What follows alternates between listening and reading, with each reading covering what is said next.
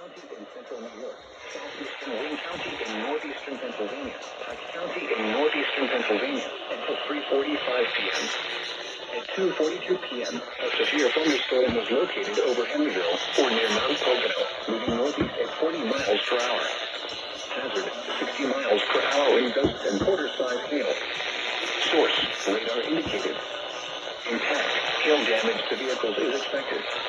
Expect wind damage to roof, siding, and trees. Locations impacted include Fallsburg, Bushkill, Monticello, McCallickson, Blue Grove, Hornsdale, Poppet, South Fallsburg, Shawla, and Matamoros. For your protection, move to an interior room on the lowest floor of a building. Large hail and damaging winds and continuous clouds to ground lightning is occurring with this storm. Move indoors immediately.